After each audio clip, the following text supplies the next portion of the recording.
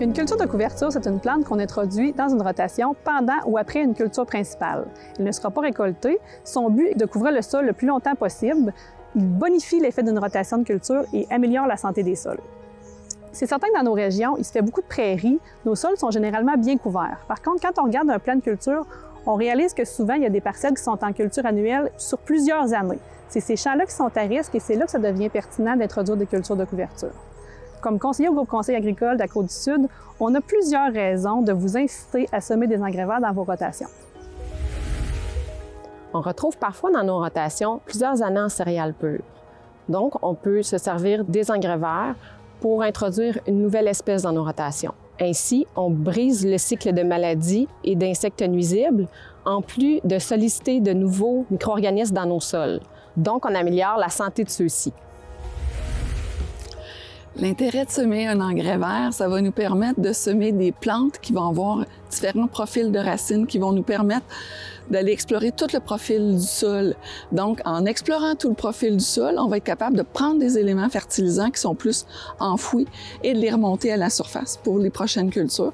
On va également avoir, avec nos racines qui vont aller partout, former des agrégats qui vont améliorer la structure du sol, qui vont améliorer la porosité, puis c'est ça qu'on veut pour un sol en santé.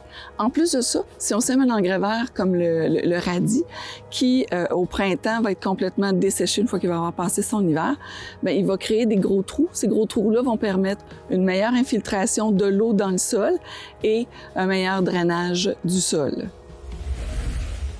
Certaines cultures intercalaires, comme le riz gras, ont un système racinaire de surface qui permet d'améliorer la portance des sols pour les récoltes à l'automne. Une culture de couverture solaire pour protéger les sols. Le feuillage agit un peu comme un parapluie qui évite que les gouttes de pluie viennent pulvériser les particules de sol. On évite ainsi les pertes de nutriments par ruissellement et érosion. L'avantage d'introduire des légumineuses dans nos mélanges d'engrais verts, comme par exemple du trèfle, de la veste velue, du pois, c'est que ça nous amène un apport d'azote. Les nodules sur les racines des légumineuses viennent fixer l'azote atmosphérique, azote qui est ensuite disponible pour la culture suivante. Dans un contexte où les intrants sont de plus en plus chers, c'est un avantage indéniable d'introduire des légumineuses dans nos mélanges d'engrais verts. La présence d'engrais verts crée une barrière physique qui diminue les risques de ruissellement lors des épandages d'automne.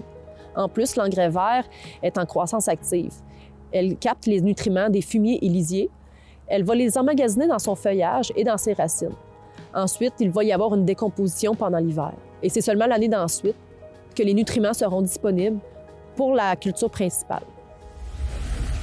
L'important pour réussir cette pratique, c'est la planification. Donc, n'hésitez pas à vous informer autour de vous, à des conseillers, à des producteurs qui ont déjà adopté la pratique. Plus on échange des idées, plus on apprend, c'est toujours gagnant.